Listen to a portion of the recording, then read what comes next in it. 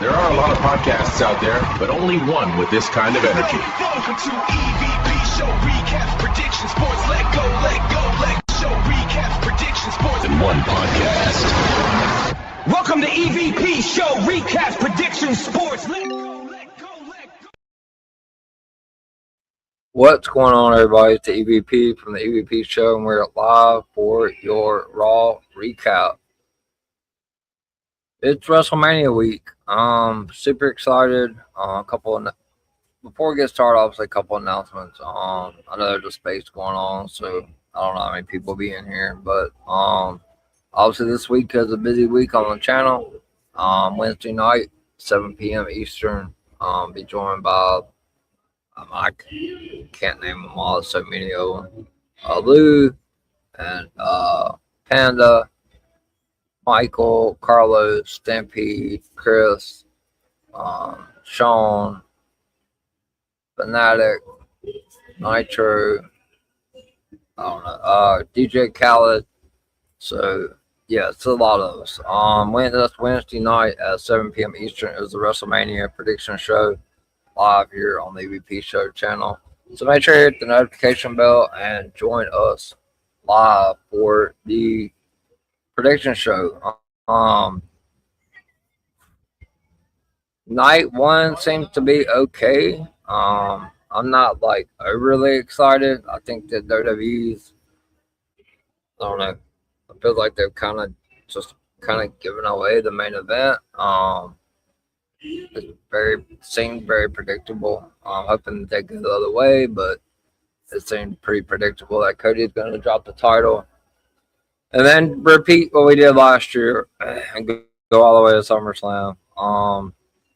But there's still some good matches on night one. Obviously, the show's going to open up with Astro Speed and the Vision taking on the Usos, LA Knight.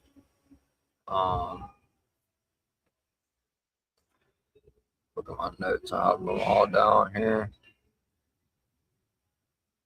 Then we're going to see Drew McIntyre and Jacob Fatu in an unsanctioned match. That should be really good. All that's going to be live on ESPN.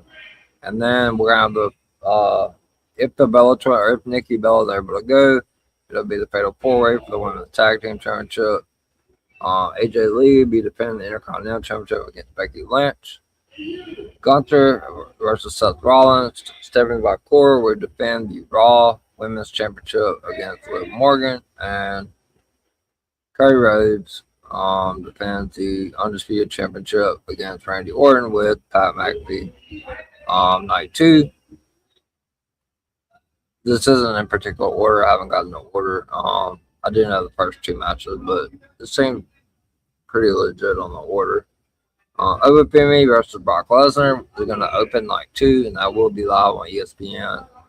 So looking forward to that. Penta, Javon Evans, Dragon Lee, JD McDonough, Rusev, and Rey Mysterio in a six-pack ladder match for the Intercontinental Championship. That will be second on night two, and that also will be on ESPN as well. Jade Cargill defends the Women's SmackDown Championship against Rhea Ripley. Sami Zayn defends the United States title against Trick Williams. The Demon, Finn Balor versus Dominic Mysterio. And for the Raw Heavyweight Championship, CM Punk defends against OTC1 Tribal Chief Roman Reigns. That's the 13th match for WrestleMania. So, good. I mean, on paper, it's a good card. I did feel like Raw was good tonight, but I don't think it was like blow me away. I do commend a lot of like Liv Morgan and Stephanie. I think that they did a good job with the feud and stuff like that. So I'm excited for that match. They brought a lot of brutality to that, which is always a good thing. Yeah, I mean, we'll see. I'm keeping my expectations low, but I'm hoping that they prove me wrong and put on a good show. I'm definitely looking forward to a couple of matches. Like I said, I'm looking forward to Over Brock. That promo tonight from Oba was phenomenal. You got to put the world title on him within 12 months for sure. So yeah. Just a couple more announcements. Obviously, this is a busy week. We got the Raw recap tonight. We got the NXT Revenge Week 1 recap tomorrow night at 10:30 p.m. Eastern. Wednesday night, as I stated earlier, will be the prediction show live at 7 p.m. Eastern here on the EVP show. Thursday night will be the TNA recap. Friday, I know it's right before the Hall of Fame, but we will be having the Go Home SmackDown recap. Obviously, you guys can go back if you have ESPN or YouTube and catch up on the Hall of Fame. If you're going to stay up till 3, 4 o'clock in the morning, I probably personally won't watch the Hall of Fame until like Saturday morning before I get ready to watch the pre-show. Then Saturday night, I'm back. I have it set for 11 p.m. Eastern, but I could go live earlier. It just kind of depends on the ending and when everything happens with the post show and stuff. I have it set for 11 o'clock. Could be 10:30. We'll see how everything pans out. Same thing for Sunday night. Recap show of night 2. Obviously 10:30, 11 o'clock. So full week. And then Raw and the Raw after Mania. Obviously next week. And NXT, and the newest show, obviously, to my channel, which I started LFG Season 1. Wasn't able to finish it, but LFG Season 3 recap will be back. We'll start on April the 26th, which is not this Sunday, but next. And Sunday Scoops will be back as well on the 26th. So it's going to be a double dip. Sunday night scoops will be at 6 p.m. Eastern on Sundays. And then you can catch your LFG episode recap. I'm going to recap each episode every week. I guess it kind of works out that they do it later instead of earlier because I have scoops. And so it gives me time to do scoops and to chill for a while, then watch LFG and obviously recap it. So I'm looking forward to LFG. I mean, let's just talk about it. Obviously, hopefully we'll get some people in here in the comments, but if not, it's okay. I mean, for me, like I said yesterday on Scoops, like there's a couple of matches that I'm looking forward to, but I think that Punk and Roman did a really good job tonight. It still really feels predictable to me. I think WWE made it look like it's unpredictable. But it's still, I think the build has been really good for that. Stephanie Liv, tremendous build for that. I think the whole Kathy Kelly thing, it was teased and rumored a while back that she wanted to be a manager. So maybe taking that first bump. She's obviously not hurt, thankfully. Javon, that the 6-pack ladder match is gonna steal the show. It's gonna be phenomenal. Obviously WWE didn't want to wait till WrestleMania to reveal the Demon or Demon and Dominic Mysterio. That should be a good one. So definitely looking forward to that. That one's kind of a no-brainer though. I mean, can't have the Demon lose again. So I think Dominic's in a whole lot of trouble. The Liv Stephanie match is unpredictable for me. I think it could go either way. But with Liv's new video, I mean, Stephanie's title, her reign's been kind of lackluster, I think. But I would love to see Liv win, obviously, and then obviously we could create some storylines with like maybe her and Raquel, her and Roxanne. I think that'd probably be the direction I'd go if Liv wins the title. I'd love to see Javon win.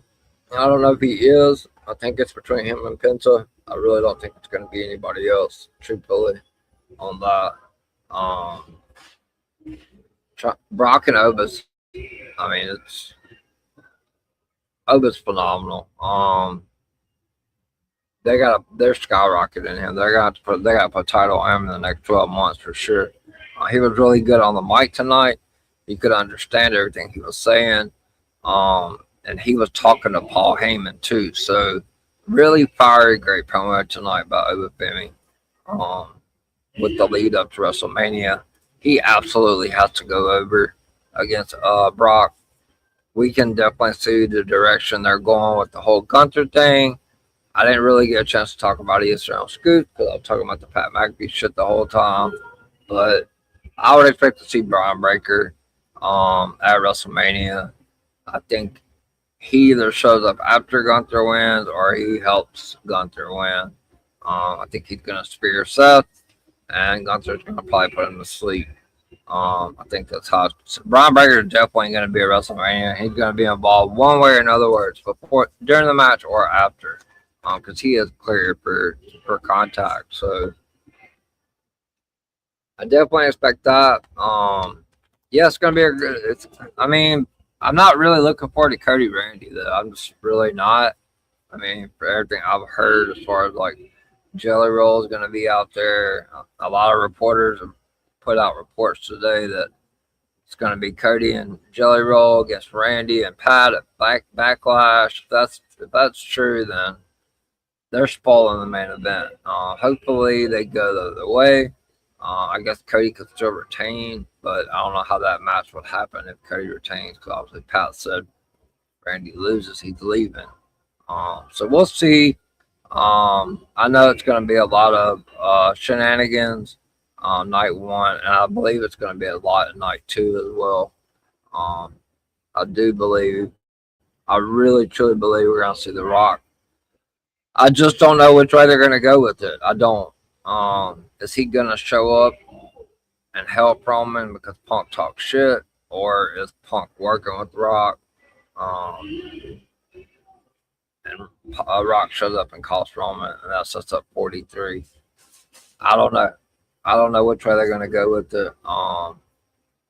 Could go either way, but I'm definitely looking forward to this week, guys. So make sure you got the notification bell on. Like I said, I have a stream every day this week, so I'll be going live tomorrow. Looking forward to NXT Revenge, and then Wednesday is the big prediction show. So looking forward to that. We're gonna go ahead and get started. Obviously we have 41 people watching, so definitely we'll go ahead and get started on the Raw recap for April 13th, 2026. Obviously, if you want to comment, or if you are watching a stream live on YouTube, please, if you can, like the video and leave comments. Obviously, if you have to go back and watch it, I know Carlos, he's going to be a guest on the prediction show. I know he's got a Twitter space going right now, so hopefully you guys will go back and watch the recap later on.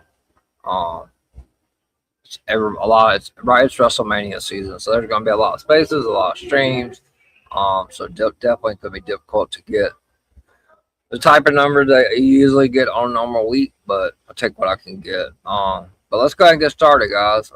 Tonight, WWE Raw, April 13th, is from the Golden One Center in Sacramento, California. It's the WWE WrestleMania 42 Go Home show for Monday Night Raw.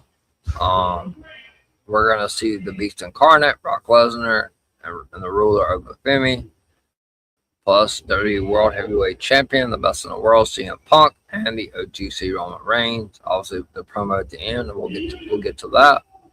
It was really good. A lot of people said it wasn't, but I thought it was.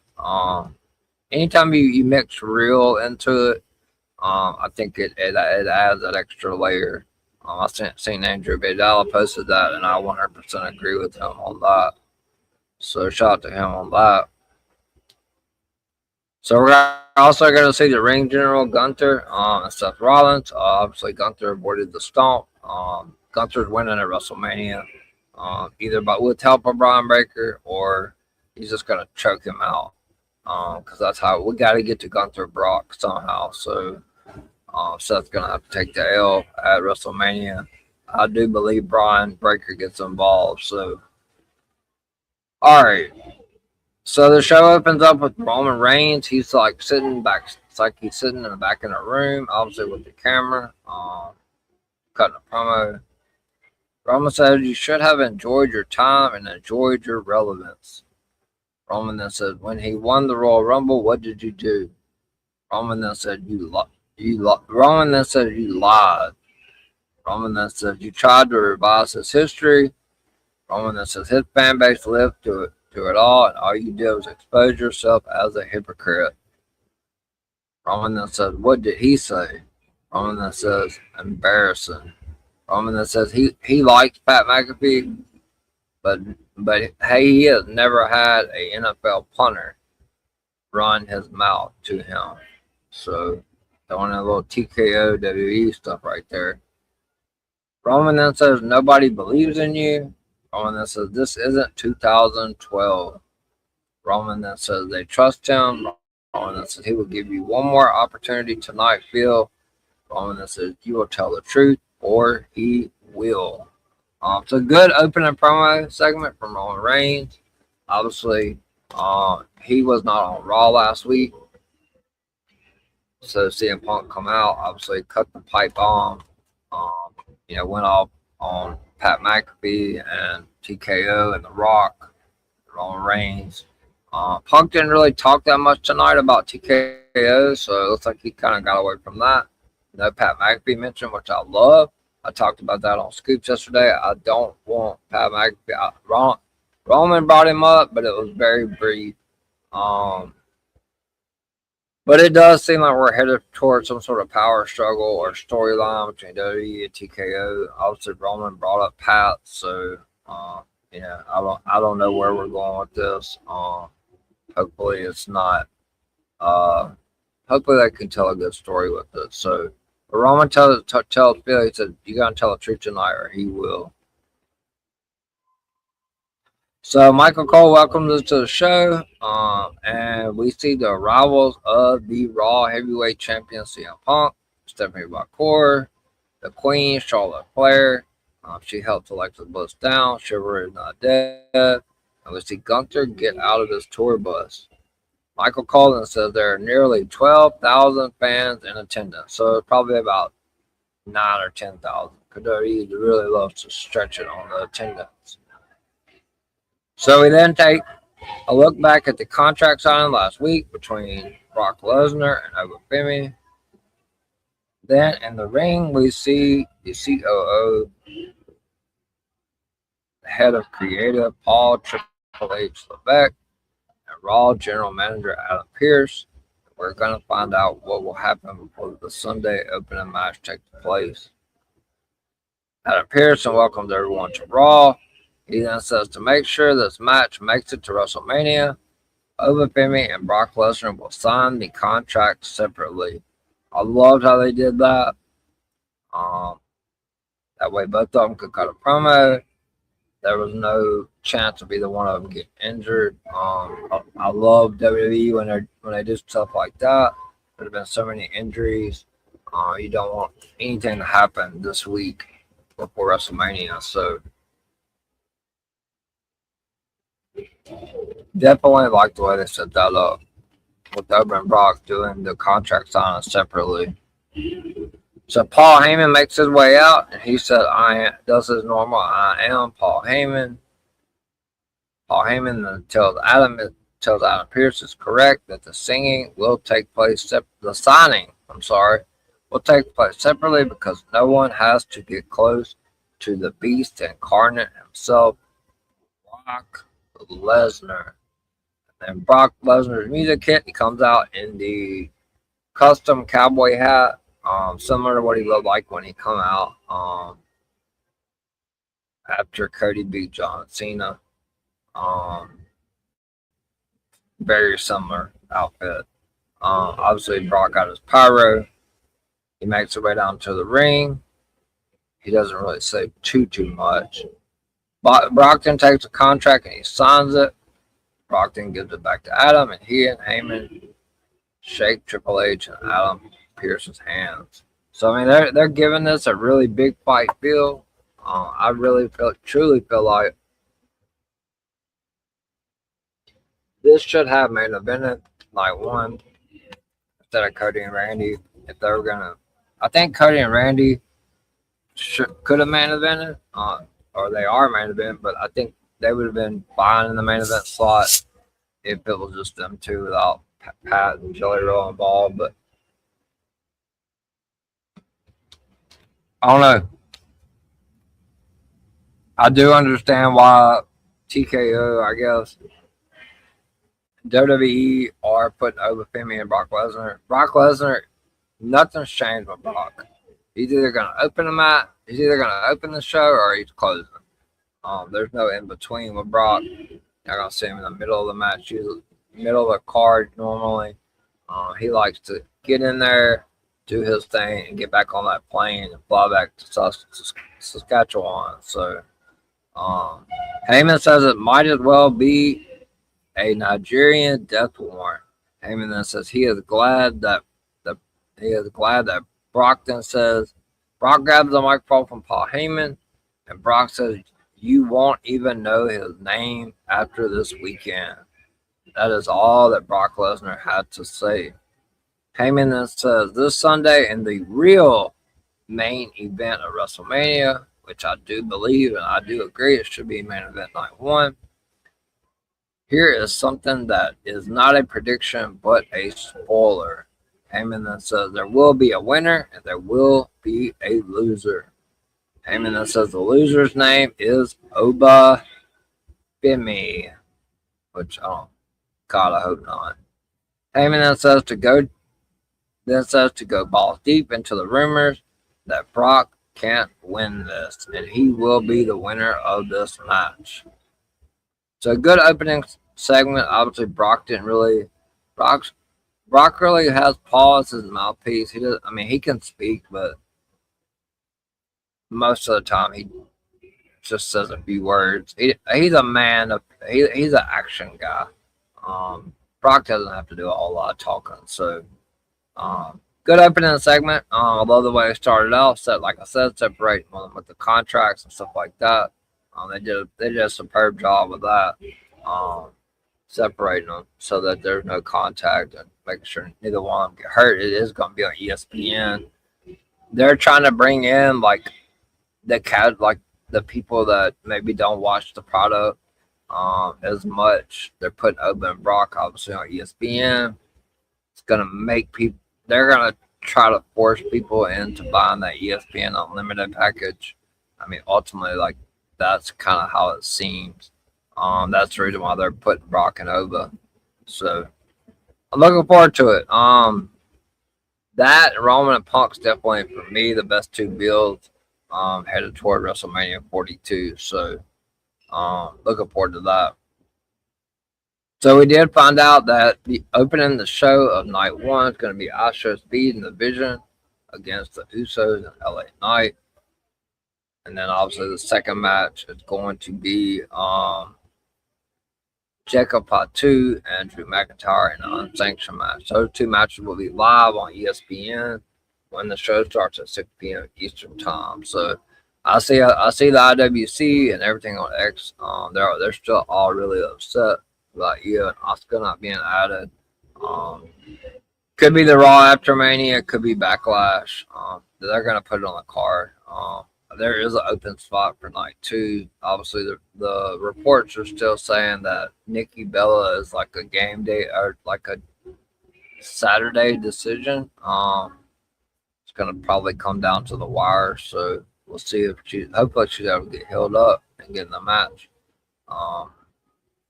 So we then take a look at what has transpired with Astro Speed as of late. We then see Astro Speed training with Logan Paul and Austin Theory. Astro Speed looked pretty good in the training. So interesting to see what they're going to do. I don't think they win, but we'll see. I look forward to seeing what Astro Speed can do in the ring. I'm going with the Usos and LA Knight probably. So Astro Speed tells Logan Paul and Austin Theory that he isn't a wrestler. Logan then says it doesn't matter if he is a wrestler. Logan then says he is a phenom and it is time to lock in. Austin Theory tells him to lock in. They're doing an unsanctioned match that's not behind a paywall. Yeah, they are Stampede. It's good to see Stampede. Stampede will be live here on the EVP show Wednesday night at 7 p.m. for the WrestleMania prediction. And he's correct. That's what I was just talking about earlier. Over Brock, it's kind of got the big fight main event feel. They're doing that to try to bring in people to get that ESPN package. They're putting it live on ESPN. So people that are not paying for unlimited can watch it and hopefully go ahead and purchase the ESPN Unlimited plan if they have to. It's a smart idea, it's a smart business move by TKO. They might not know much about booking and all that, but when it comes to business and stuff, then yeah, they do know what they're doing with that. So, but yeah, we're gonna have an unsanctioned match that's not behind a paywall, which is very rare. Stampede, so you're gonna get a PG-13 watered down unsanctioned match. Great. Yeah, the only thing that really concerned me, Stampede, about WrestleMania is WWE love. I mean, I did watch AEW pay-per-view today, and I can tell the difference between WWE and AEW. WWE loves to put the commercials out there and the ads, and obviously they gotta have the long ass interests for the big people. It's probably gonna take Brock and Ova like 5-7 minutes both to get down there a piece. That's my only concern, Stampede. Honestly, going into WrestleMania is, are these matches gonna get enough TV time? Like, are they gonna go long enough? I mean, Brock doesn't usually go longer than about 8 minutes, but the other matches, are they gonna get the time that they really need to cook? When you have a 7-match card, obviously you don't want to go 4 or 5 hours. The pre-show is 3 hours. So like, if you keep them people in there for 6 hours, they're going to be gassed out before Sunday. So 70% of AEW Dynasty featured in-ring content. Mania won't come. No, absolutely not. They will not. No. They won't even hit 30% of that. I don't think they get 50%. So Logan Paul and Austin Theory tells Astro Speed to lock in. Austin then says the Usos aren't tag champions because of him. Austin then says you punched LA Knight with the brass knuckles. Theory then tells them, says everyone hates you but them. 6-man tag team match will be the first match live on ESPN Saturday night at 6 p.m. Eastern for WrestleMania Night 1. Astro Speed looked pretty good, so not gonna discredit what he's doing. He is trying, so I give him credit for that. I do think TKO needs to peter down on the celebrities, but it's TKO, so it's highly unlikely. So we get to the first match of the night, which I thought was a pretty good match. I think the ending was a little botchy.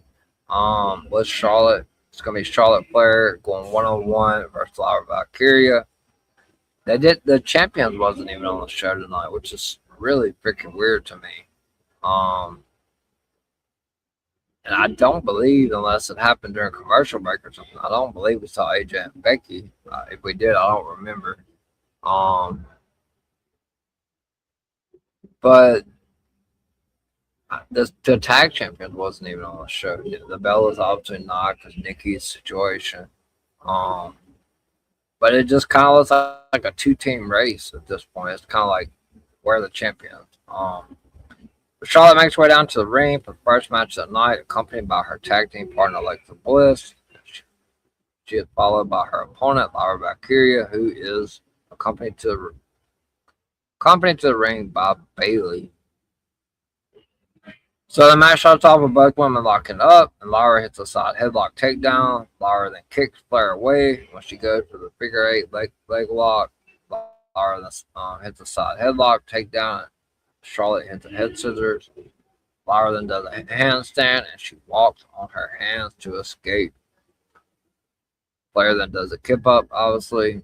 They're both kind of like trying to show each other up. Flair then cinches in a waist lock and hits a takedown. Flair then hits a shoulder tackle, and Bayley has some words for Alexa Bliss on the outside. Lyra then has some words for Charlotte and pushes her in the face.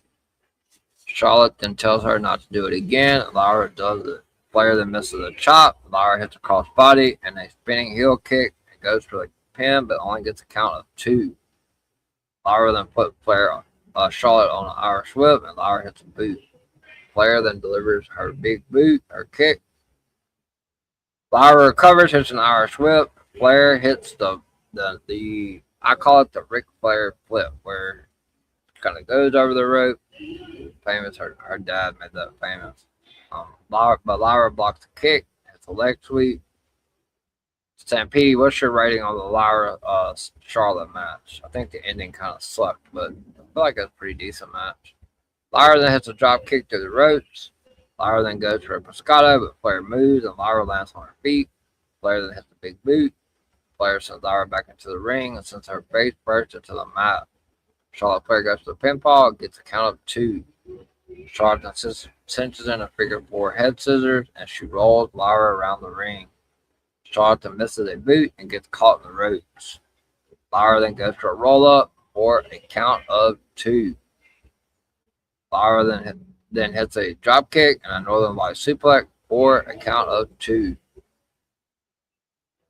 Lyra then hits a back elbow and she sends Charlotte to the apron. Charlotte then hits a boot and Lyra goes down. Flair then goes up top rope and she hits a crossbody. Charlotte then delivers her famous and her dad's famous chops and then hits a walkover clothesline. Flair goes up top to hit the famous Charlotte Flair moonsault, but Flair then,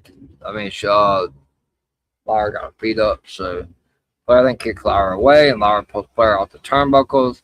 Lyra then hits a leg drop to the back of the neck and goes for the pinfall for a count of 2.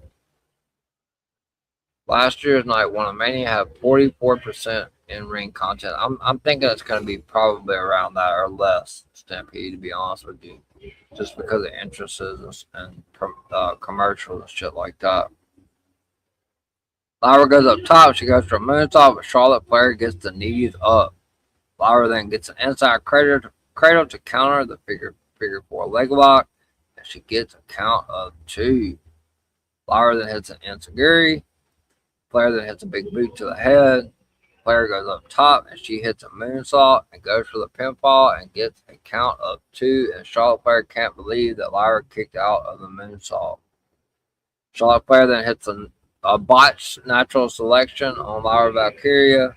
Lyra responds with a suplex to Charlotte, but Charlotte sends Lyra crashing into Bayley on the outside and sends her back into the ring. Charlotte then rolls up Lyra, but Bayley trips Charlotte Flair,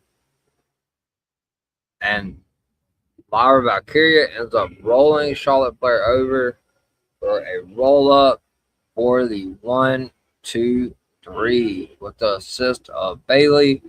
Just like last week, Alexa Bliss beat, or I believe it was SmackDown, Alexa Bliss beat Bayley with the help of Charlotte, and this week Charlotte loses to Lyra with the help of Bayley. Well, maybe Bayley beat Alexa with the help of Lyra last week. I think that's how it went. So it looks like Bayley and Lyra have a lot of momentum. They're obviously definitely in my top picks for sure.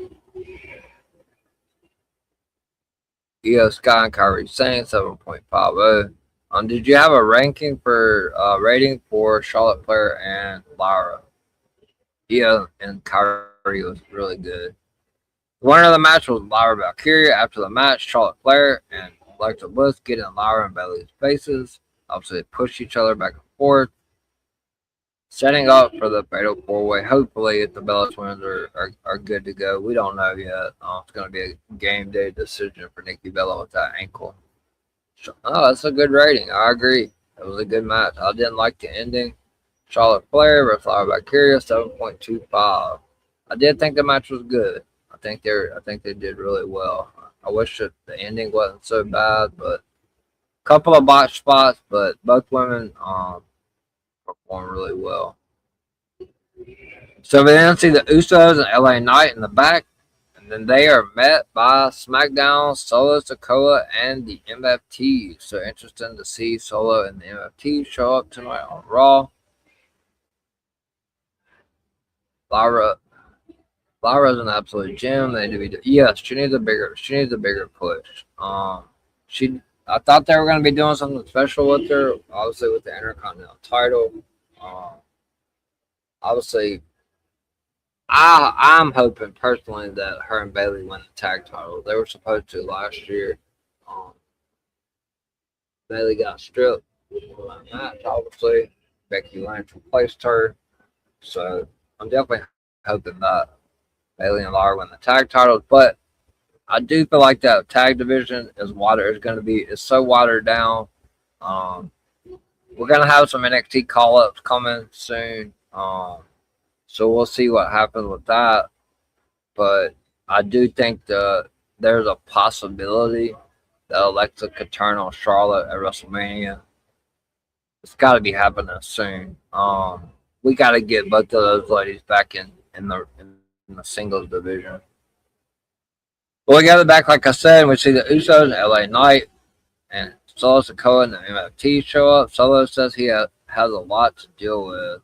Solo then says Tama Tonga isn't here tonight. So they're definitely teasing Tama Tonga. Gonna be turning on the MFT. They're going babyface, is what it looks like to me. Solo then says telling Jimmy and Jay that they make the family look bad. Raw hanging out with this clown, LA Knight. Jimmy Uso then says there's a problem. LA Knight then suggests they have a 6-man tag team match tonight. Comment from Peter Anthony Fernandez. I believe I don't know why Lesnar is coming. I would say that their WWE is desperate for ticket sales. The audience are not having it. How long will Lesnar go? But he never. I think Brock Lesnar only has 2 matches left. I think he wrestles at WrestleMania, SummerSlam. I think Gunther retired him at SummerSlam. We'll see. The Saudi Arabian money is going to be pretty tempting, but I do think Gunther ultimately retired Brock at SummerSlam. So WWE Intercontinental Champion Penta makes his way out and says hello to the people of Sacramento. He then asks how everyone is doing, but they are not loud enough for him. He then says on Sunday, there will be danger. Penta then says there will be pain. Penta then says he knows pain. He will bring pain to anyone who faces him.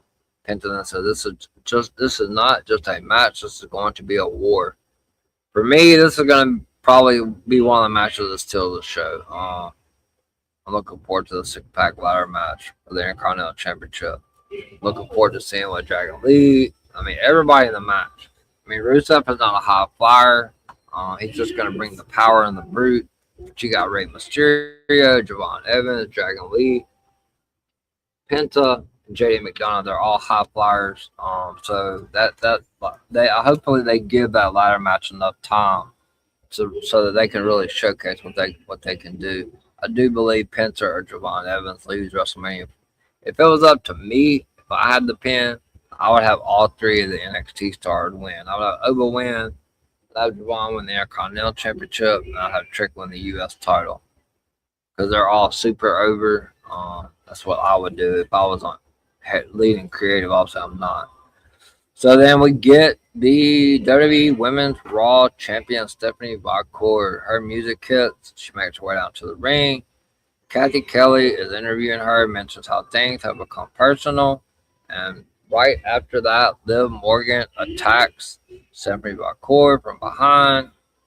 And Liv punches Stephanie and Kathy Kelly is caught in the crossfires as well, and she goes down. Stephanie then punches back, and officials come to the ring to pull them apart. Liv then says, "Let's go right now." Liv was acting like a crazy person. Liv grabs the mic and she says she knew that Stephanie McMahon's mother was trash, but she didn't know she raised a little B word. Stephanie then says, "Why wait until WrestleMania and shoot runs back into the ring. They begin to throw more punches. They're then separated, but Stephanie gets away first. Obviously, Stephanie grabbed Liv by her hair, pulling her around by her freaking hair. It's crazy. Liv's eyes like completely bugged out, like she went psycho. Stephanie gets away first and attacks Liv. Cathy Kelly is then helped to the back. You can see Liv as she's being helped to the back. She's screaming, "Get your freaking hands off of me. You're mine, you're mine." So we saw Liv Morgan go to that deep, dark place. Her eyes were all bugged out. So I'm looking forward to see how this storyline plays out with Liv and Stephanie. I do think that they delivered tonight. Obviously, it's on my thumbnail for the prediction show, so I'm definitely looking forward to it. See what happens. Cathy Kelly obviously was helped to the back later on, said that she was going to be okay. So, is she going to become a manager? That's what was heavily rumored. So we then see what Rhea Ripley did last week on SmackDown when she took out B-Fab and Michin in the back. She attacked Jade Cargill's Baddies 2.0. So we see Jackie Redmond in the back with Io Sky, and she asks if she has anything to say. Io says she lost, but she does not mind wrestling for her friend Rhea. Io then says no one will root for Rhea more than her. And then Asuka and Kairi Sane show up. I don't know why this match isn't on night 2. I don't understand. Every report I've seen and what I've heard is, it was originally planned for WrestleMania, but I don't know. Something to do with the Bellas. That's what the report is. I don't really know. I don't know if it happened on the Raw after Mania or Backlash, or I wouldn't think they're going to add it Friday. I think that's absolutely way too late the day before, but WWE, you never know. There is an open spot for Sunday, so. So Asuka and Kairi show up, and Asuka reminds Io that she came into WrestleMania last year as a champion, and now she is Rhea Ripley's sidekick. Io then tells Kairi she doesn't have to listen to Asuka. Asuka then says Kairi will prove herself tonight against Io Sky. Asuka then tells Kairi she was a good girl and she is leading her away like a good little pet. So Kairi's saying is Asuka's pet. So the Usos then make their way down to the ring for the next match of the night with LA Knight. They will be going up against 3 members of MFT. It's going to be main event Jey Uso, Big Jim, Jimmy Uso, the Megastar LA Knight versus MFT, Solo Sikoa, Tonga Loa, and JC Mateo. Match starts off with JC and Jimmy. Jimmy flips over and hits a thrust kick and a punch on JC. Jay then tags in, he hits a forearm into the corner. Jay then clotheslines JC over the rope, and Jay hits a plancha. Jay punches JC and sends him to the ring. Tala Tonga then clotheslines Jay on it, and when Tonga Loa distracts the referee. JC Mateo then delivers a forearm, and he tags in Tonga Loa.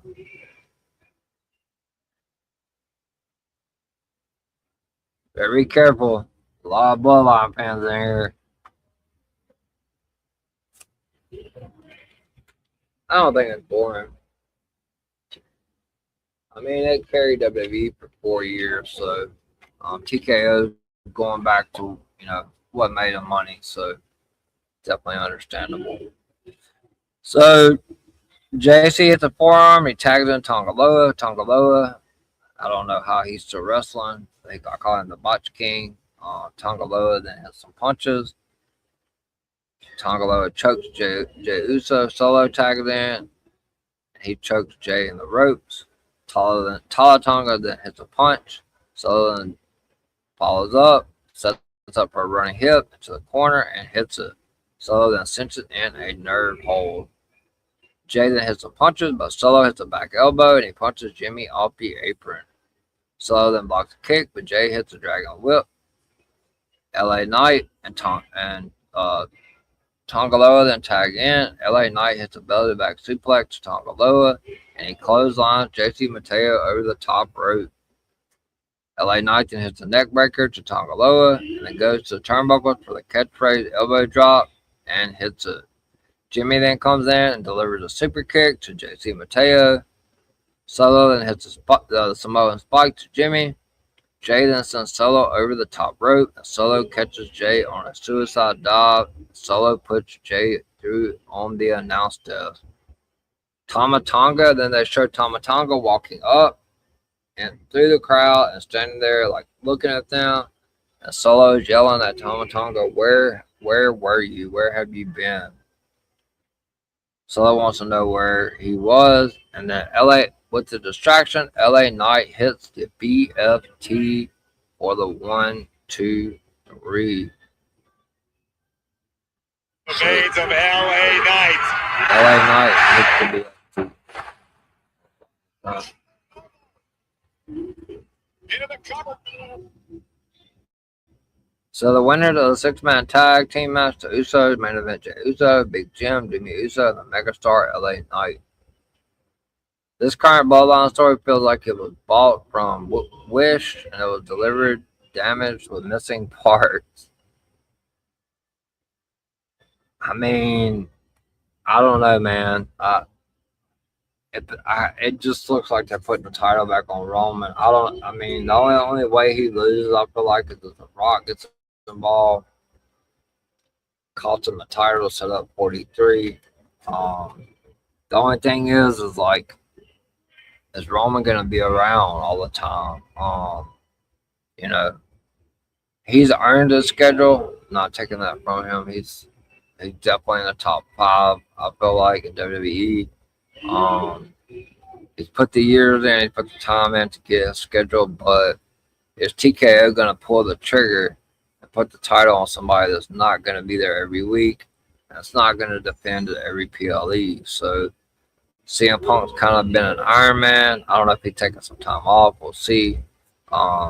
See how they go with it. But the winner of the 6-man tag is the Usos, main event Jey Uso, Big Jim, and the megastar LA Knight. After the match, Tama Tonga stares down Tama Tonga. So I'm sure that will unfold Friday on SmackDown.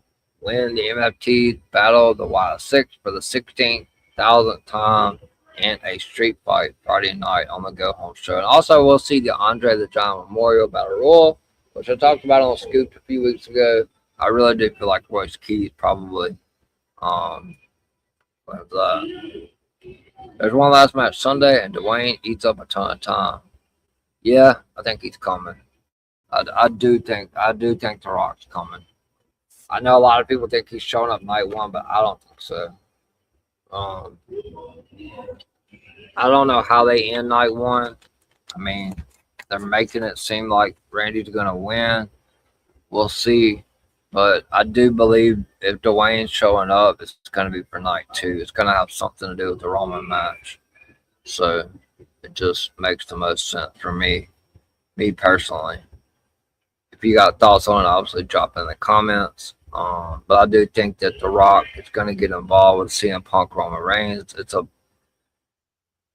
When we get to the promo from Punk, like he talked about, wrestling has more than one royal family, which Cody's thing, so it's kind of like, I don't know, Punk gonna go heel, like Rock gonna come help him, I don't know.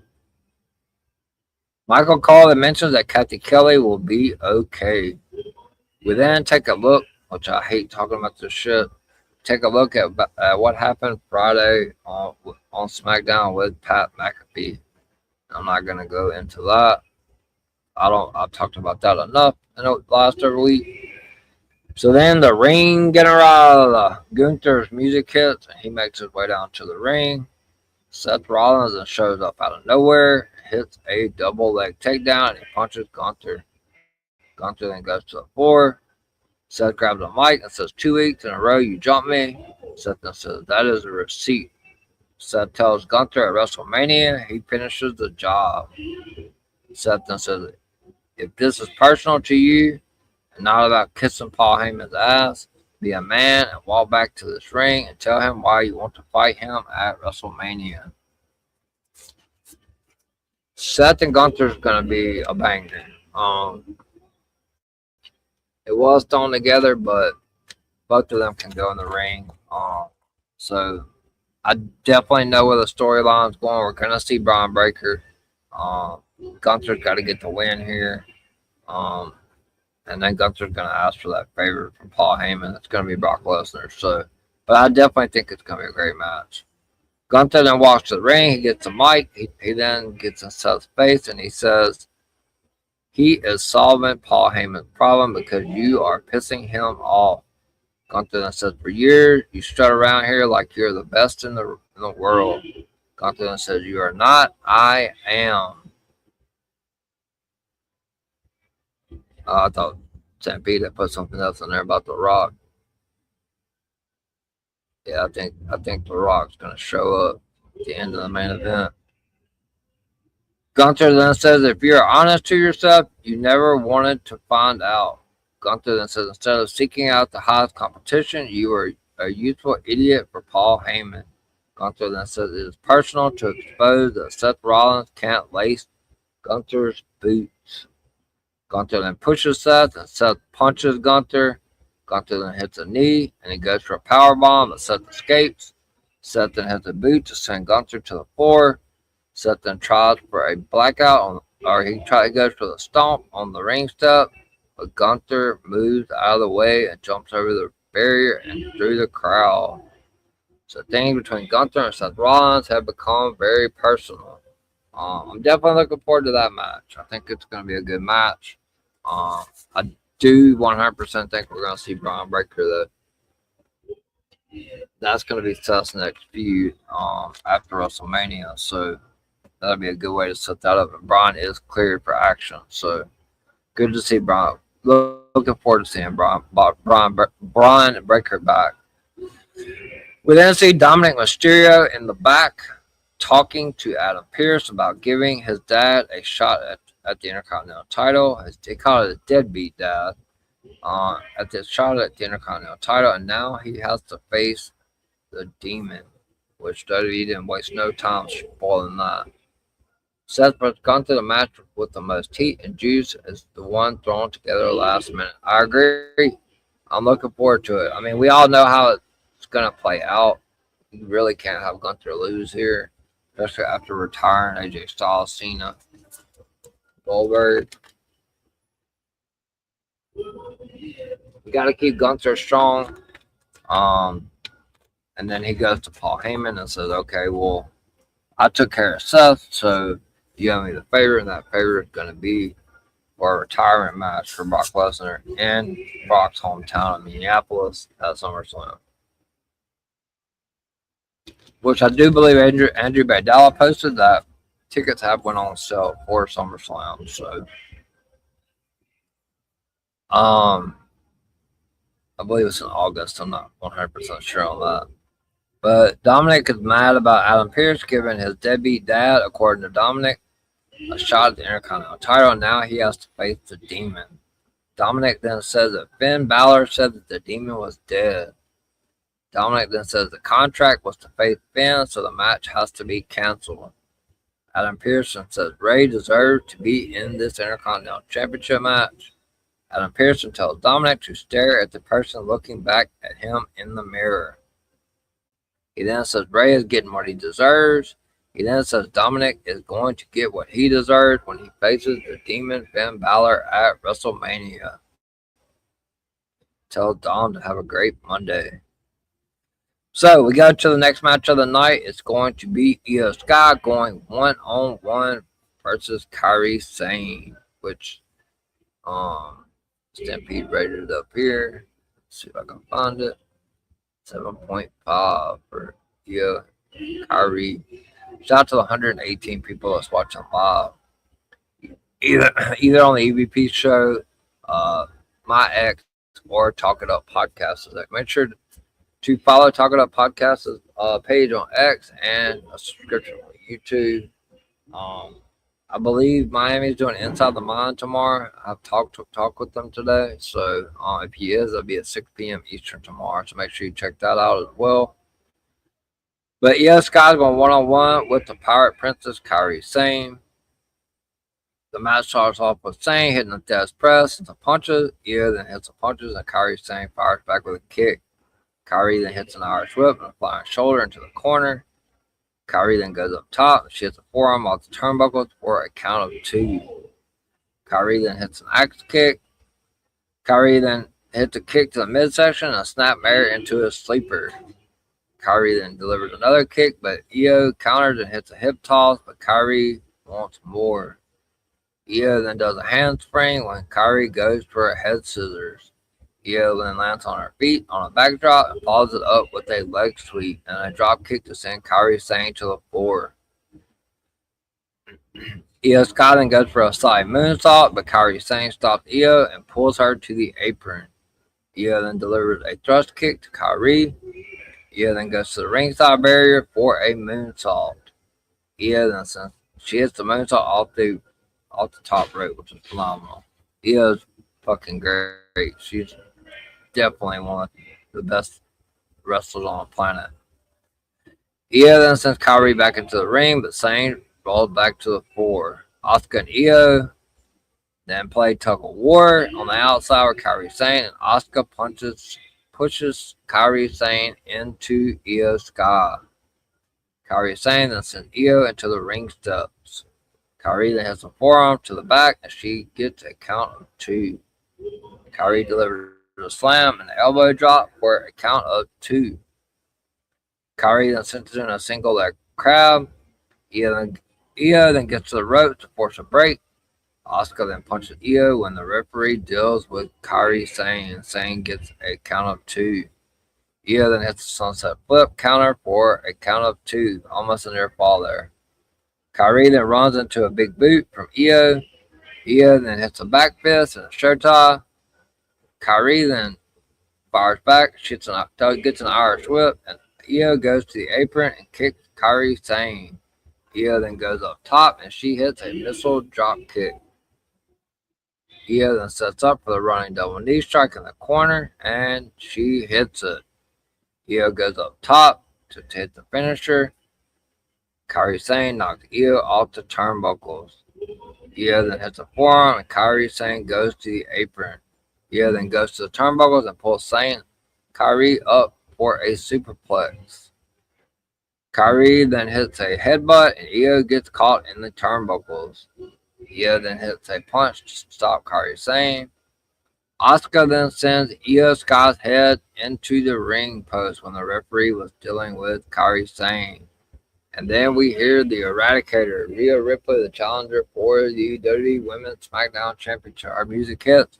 She runs out there to help her friend Io Sky. She headbutts Asuka and sets up for a riptide. And then from behind Rhea Ripley is the SmackDown Women's Champion. Jade Cargill hits Rhea from behind. And then Io runs from one side of the ring to the other. Hits a suicide dive onto Jade Cargill and takes her out. And Asuka says something to Io. Io then hits a kick from the apron and she goes up top. But Asuka drops Io on the turnbuckles.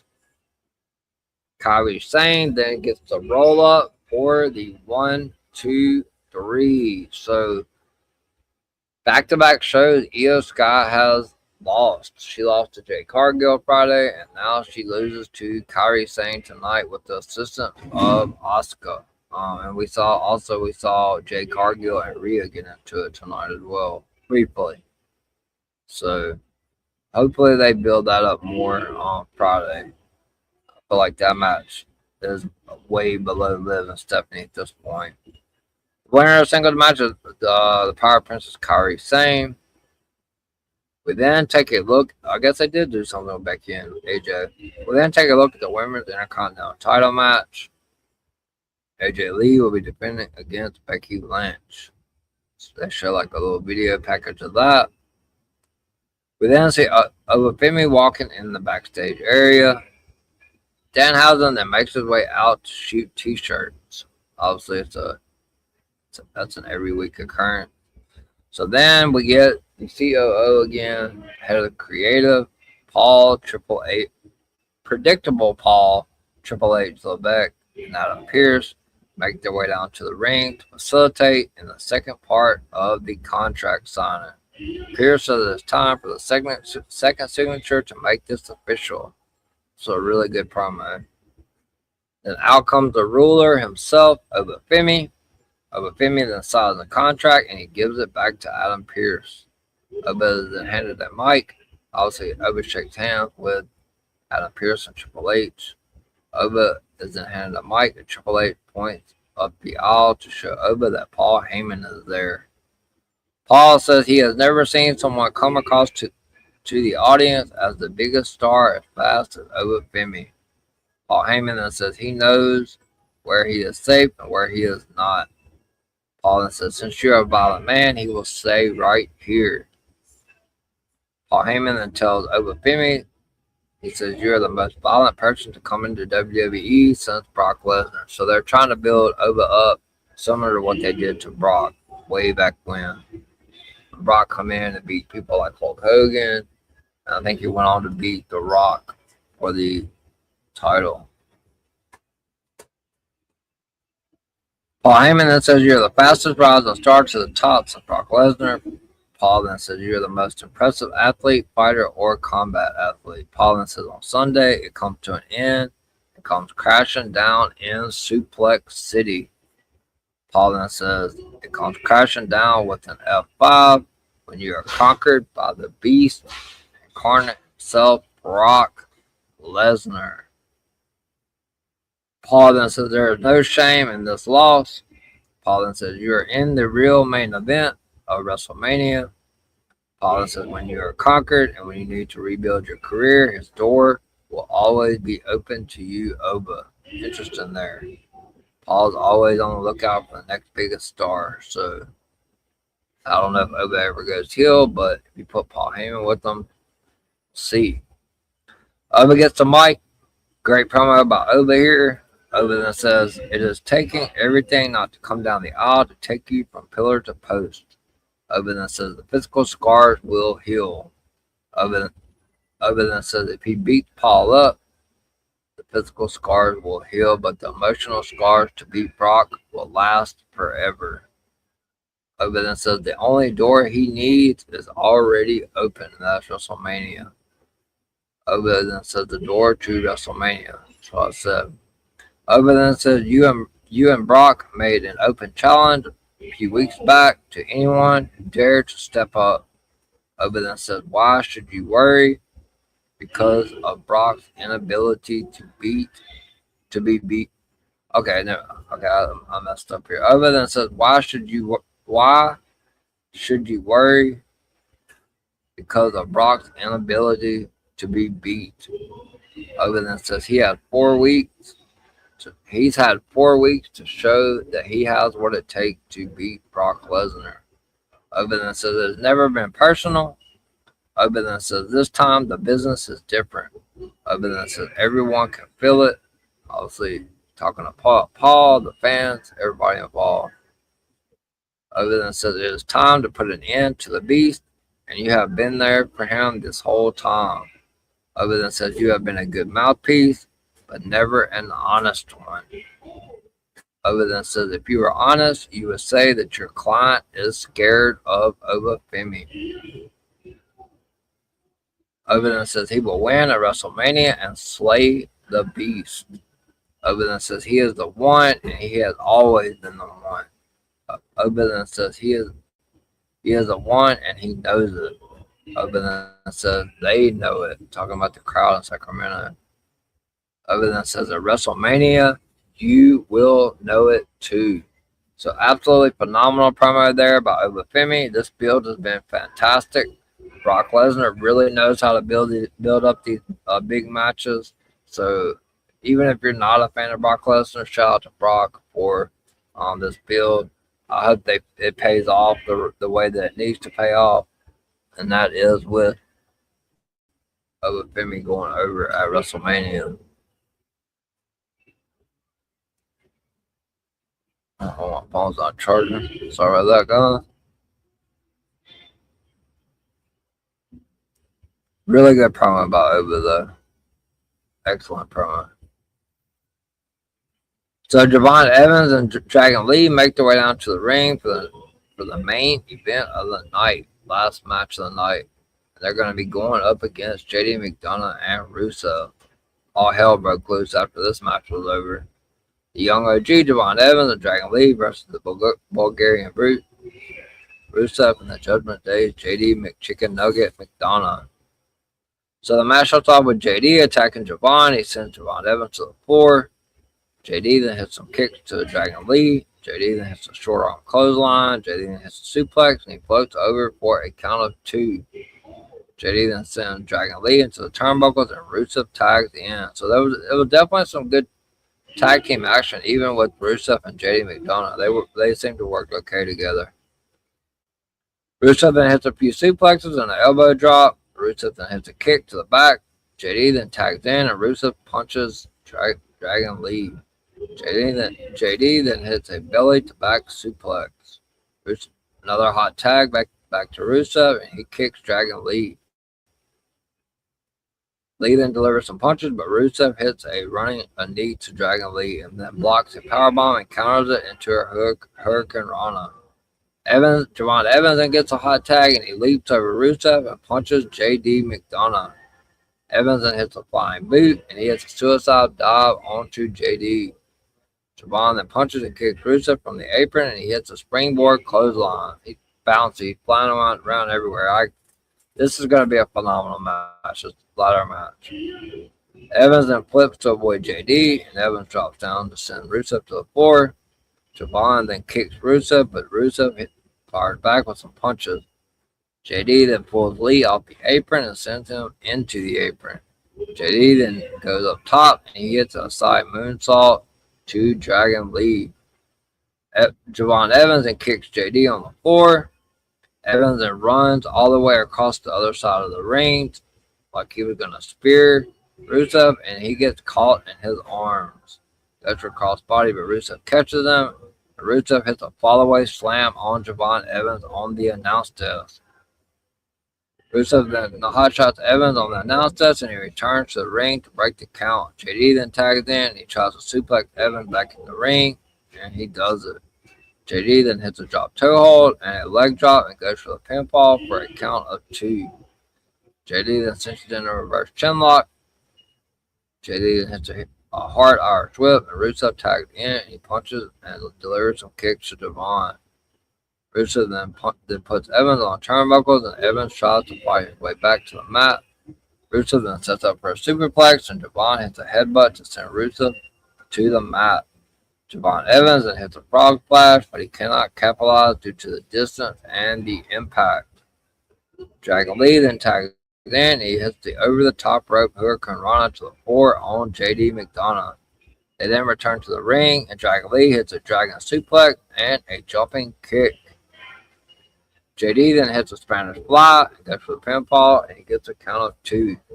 Evans then hits a rebound round kick to Rusev and a plancha over a moving JD McDonough, which is a freaking crazy move that Javon Evans pulled off. Dragon Lee then hits a sunset flip and goes for the pinfall for a count of 2.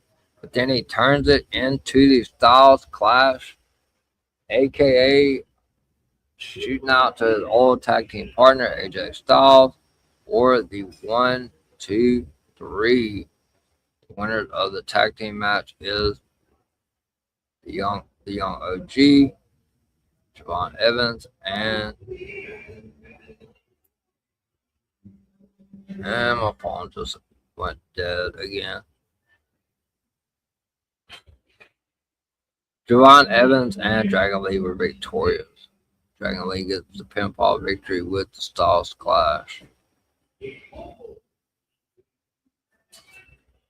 My phone gets hot and just like shuts off all these notes and stuff. Sorry about that, guys. I think the only thing we have left is just the Roman Punk promo, which is really good at the end. There was some action after the tag team match, though. We've seen all 6 men in the ring. Getting to the note. Sorry, guys. After the match, Rusev hits a follow-away slam to Dragon Lee, followed by a Uranagi. He then sets up for the accolade, but Rey Mysterio's music hits, and he makes his way down to the ring, and he sends Rusev into the ropes. Rusev then hits a clothesline to counter Rey Mysterio's 619. Penta's music then hits. He comes into the ring, and he kicks Rusev and chops him. Penta then hits a springboard move into a thrust kick. So all 6 competitors are in the ring. Rusev then catches Javon Evans off the turnbuckles for a Uranagi. Rusev then delivers a thrust kick to JD, Ray, and Penta. Rusev also then delivers one to Dragon Lee, and he stomps on the back, and he applies the accolade to Dragon Lee, and he leans all the way back on the accolade. So Rusev stood tall, so that means he is not winning. But I'm looking forward to the match. I think it's going to be phenomenal. It definitely has to be Javon or Penta. I feel like I don't think it's going to be Ray. I'm sure Stampede would have rated this match probably the highest. Yeah, I'm looking forward to the 6-pack match for sure. We then see Danhausen in the back. Love Danhausen. Love what the WWE's doing with him. He's one of the top merch sellers. I don't think they need to change anything with Danhausen. He's without Adam Pearce, and he wants to talk on the phone to John Cena. He then says he hopes he can see John. He talks about being undefeated, going into the Hall of Fame. Adam Pearson says he has to call the person back. Danhausen disappears. He tells Danhausen that John will be at WrestleMania, so I fully expect some sort of John Cena Danhausen segment at WrestleMania. So we get to the end of the show, and we get the OTC one. Everybody's tribal chief, Roman Reigns, music hits, and he makes his way down to the ring. Roman then tells the fans in Sacramento to acknowledge him. And as soon as he says that, CM Punk's music hits. But he is not coming from Gorilla. He is coming from the crowd. He makes his way to the ring, to the WWE Universe. He gets the mic. CM Punk says after watching that smear campaign in the cold open, he is here to tell the truth. Punk then says you can tell Roman that he can be the judge, the jury, and the executioner. Punk then says for Roman to tell him when he is telling lies. Roman then tells Punk if he gets in the ring, they're not going to need those microphones, that they are going to throw fisticuffs. Punk gets on the mic. He stands on the outside apron. Obviously, doesn't get in the ring at first. Punk then says the truth is that he hates Roman. Punk then says he hates Roman because he envies him. Punk then says this is all he ever wanted. Punk then says it is the only dream he had in his heart since he was a little kid. Punk then says he envies the fact that it was handed to you, talking about Roman. Punk then says he hates that Roman was champion for 1,316 days. Punk then says he hates the amount of times Roman has main evented WrestleMania, which I believe it's 11 now at this point.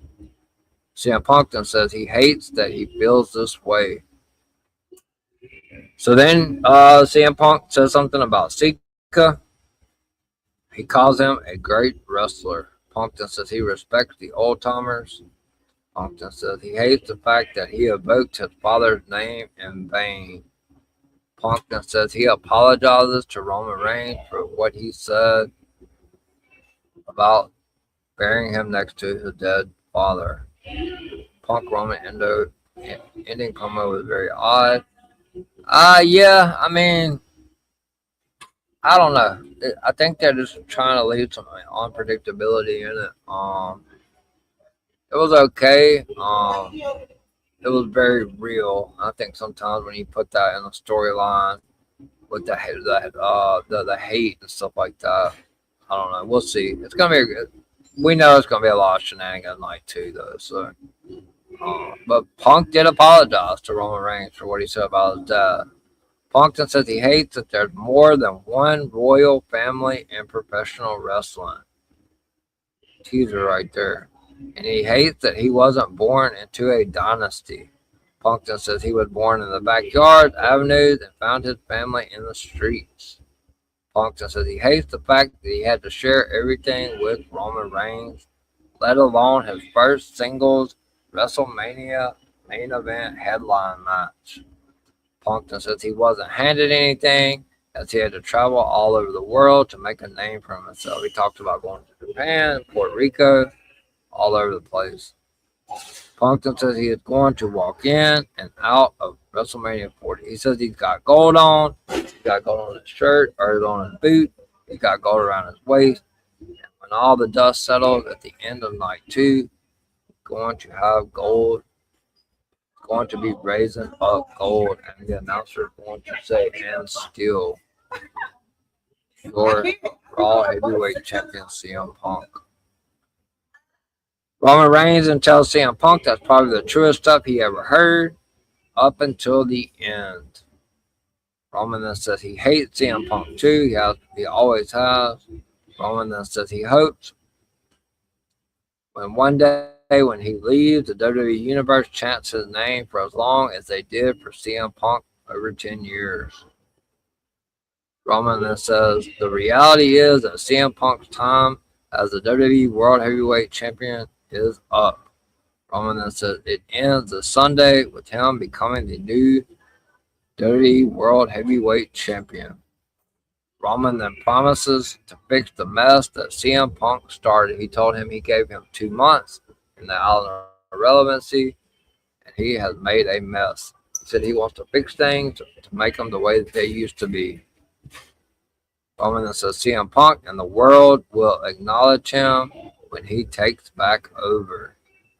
He said, and the announcer is not going to say, and still, the announcer is going to say, and new World Heavyweight Champion, and then they stare each other down face to face as the show comes to a close.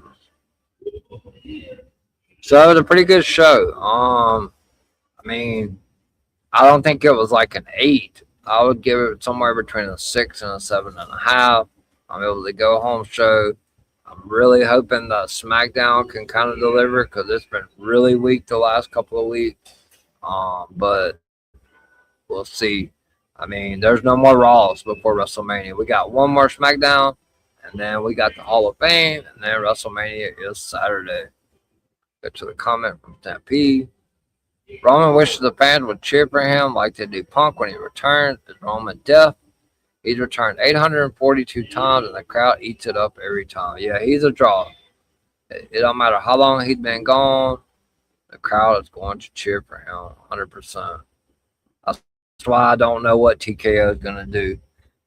If they're ultimately going to put the title on Roman, and Roman's not going to be around all the time. He's just not. So, we'll see. But shout out to Stampede. Obviously, I will see you Wednesday night at 7 p.m. sharp, or earlier probably, for the WrestleMania Night 2 prediction show. I mean, WrestleMania, not Night 2, WrestleMania prediction show, the whole damn show, all 13 matches. We will all be predicting the card. I will be keeping up with it. Lady Alpha will not be on the show, so I'm going to be writing everybody's picks down and I'll announce it either on X or individually who have the best record at the end of WrestleMania. So shout out to everybody from DWE. Obviously, the World of Greg had a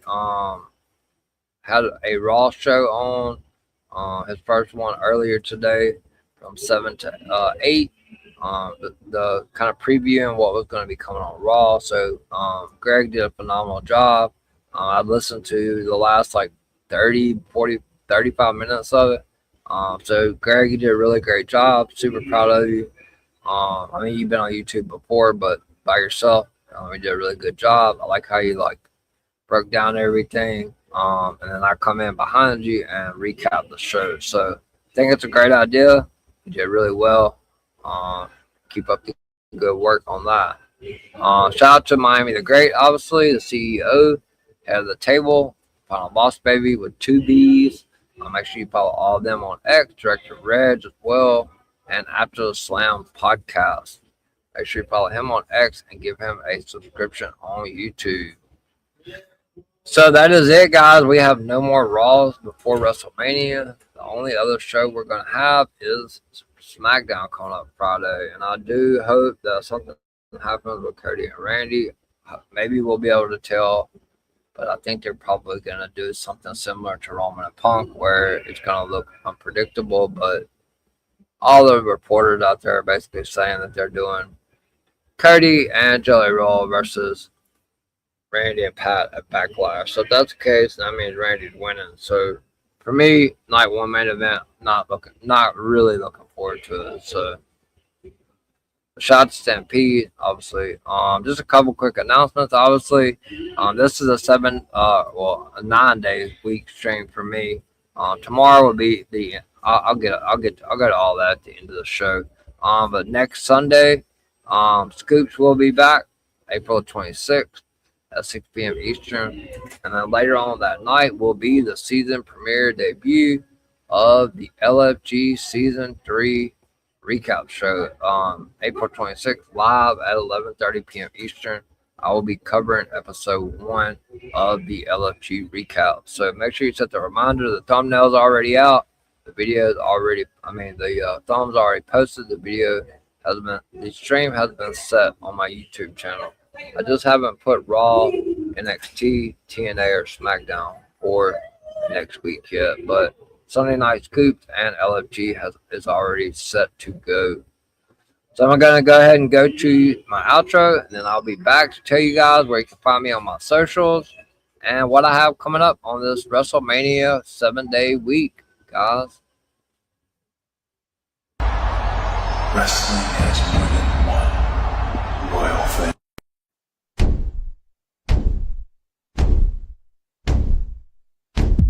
There are a lot of podcasts out there, but only one with this kind of energy. Welcome to EVP Show Recap Prediction Sports. Let go. Show Recap Prediction Sports In one podcast. Welcome to EVP Show Recap Prediction Sports. Let go. Once again, thank you to Stampede and Peter Anthony Fernandez for all the comments on the stream. That definitely helps out. Make sure if you guys are watching the stream live on YouTube, hit that like button. That helps me. That helps my channel. Helps it grow. Helps the algorithm. Obviously gets fresh eyes and ears on the channel. So as far as where you can find me on my socials, it is scrolling across the bottom of the screen in the blue. I will tell you that my Instagram account now, you can also find me on Instagram Threads now as well. I do have an account on Threads. But my Instagram account has been turned into a business account. But you can find my YouTube link. It's linked to my Facebook. It's linked at the very top of my X. So if you are following me on X and you got friends that's not subscribed to the channel, share the link with them. If you enjoy the content and the stuff that I put out, I cover LFG, TNA, probably AEW soon. Me and Stampede are talking about some things. Maybe combining TNA and AEW or something like that. Because my TNA shows are usually really short. We'll see after WrestleMania. But if you got people that's got, that they enjoy wrestling, all different types of wrestling, send them the link. Tell them to hit that subscribe button. Like I said, you can find my YouTube page on any of my social media accounts. So if you're not following me on X and you're looking for me on my X page, it is at EVPCJP. And if you are, like I said, my YouTube channel is pinned at the top of the page. So make sure if you get a chance every once in a while to share that link with your friends. Try to help me get to 300 subscribers. I'm still sitting at 216. And shout out to everybody. Thank you guys so much for helping me get to 200 before WrestleMania. That was the goal. Now the goal is 300 by SummerSlam. So we have 84 more subscribers to go before SummerSlam. So let's see if we can get to 300 by SummerSlam. So on Instagram, same handle at EVPCJP, lowercase. On TikTok, which on Instagram and TikTok, it's basically just the videos for the streams that are upcoming. But on TikTok, you can find me at Brady, BRADYDA Goat 21, at Brady the Goat 21. Not THE, Goat. Brady DA Goat 21 on TikTok. All you'll see is videos for the upcoming streams. I don't post anything else on Instagram and TikTok. So, last but not least, if you're not subscribed to the channel, please do so. Please, if you are, make sure you hit that notification bell. A reminder, you will know when I go live at least 5 times a week. This week will be every day. But if you're not subscribed and you're looking for my channel in the search bar, you just have to type in at the EVP Show. But like I said, if you're following me on any of these social media platforms, my link to my YouTube show is in my bio. So make sure you guys, if you guys do go back and watch the stream tonight, like I said, please hit that like button on the stream. That definitely helps me out. And set the notification reminder. I'll let you know when I'm going live. So what I have coming up next for you guys, tomorrow night, I'm back at 10:30 p.m. Eastern Time. It is NXT Revenge Week 1. All Vice defends the Women's NXT Championship against the Queen, Josie Jane. Super excited about her. I think she lost her cat today or something like that. And also, Tony D'Angelo will defend the NXT Men's Championship against Ethan Page. So you can catch me live tomorrow at 10:30 p.m. Eastern for the NXT Revenge NXT Recap Show. Week 1. Obviously, Week 2 will be coming up, and it'll be Sol Ruka and Zarya is going to be headlining Week 2. That will be next Tuesday. Wednesday, make sure you guys are here. Let's pack this place up. Set the reminders. Come join us Wednesday night at 7 p.m. Eastern. I already listed all the people that will be joining me for the WrestleMania 42 prediction show. Definitely been looking forward to this for over a month. I've been promoting it. So hopefully we'll have a good turnout and we can try to roll through these matches. Hopefully we'll try to get this stream in 2 hours or less. But we'll see. It's 13 matches, 10 people, 2 in the comments. But Wednesday night, 7 p.m. Eastern, catch me live here and a lot of other people live for the WrestleMania 42 prediction show. And then Thursday night, I'm back at 11:30 p.m. Eastern for your TNA recap show. And then Friday at 11:30 p.m. Eastern is the go home show for SmackDown. 30 minutes before the Hall of Fame starts. The Hall of Fame, you guys can always go back and watch that later. You can catch my recap. Probably going to be about an hour, hopefully an hour and a half long, something like that. SmackDown's 3 hours, so it's tough to cover it in less than an hour and a half. But I will be going live at 11:30 p.m. Eastern to recap SmackDown. I know the Hall of Fame will be on. I probably won't watch it until Saturday morning. Saturday. Right now I have it set for 11 p.m. It could be 10:30. We'll see. But it is the WrestleMania Night 1 recap show Saturday night. So make sure you have that reminder set for when I go live. As soon as the post show goes off, I will go live to recap night 1 of WrestleMania. And then Sunday, there will be no Sunday Scoops this Sunday. I told you guys last Sunday it won't be back till the 26th, which is next Sunday, the Sunday after WrestleMania, same day as LFG starts. But Sunday night at between 10:30 and 11 p.m. Eastern, I will be back live again for your WrestleMania Night 2 recap show. So 7-day week, guys. The big WrestleMania prediction show coming up Wednesday. I'm going to post about it tomorrow, which is tomorrow already, but later on, about 10, 11 o'clock in the morning, I'll say tag everyone, start promoting for the big WrestleMania 42 prediction show coming up Wednesday night at 7 p.m. Eastern Time. Thank you to everybody that tuned in, 128 viewers, for the last Raw recap show before WrestleMania. But I will see you guys tomorrow night. Make sure you guys tune in tomorrow night at 10:30 p.m. Eastern for the NXT recap show. I am the EVP from the EVP show and the golden boy of DWE. And DWE is the place to be. Hope you guys have a good Tuesday, and I will see you guys tomorrow night at 10:30 p.m. Eastern for the NXT Revenge Week 1 recap show. Good night, everyone. I will see you tomorrow.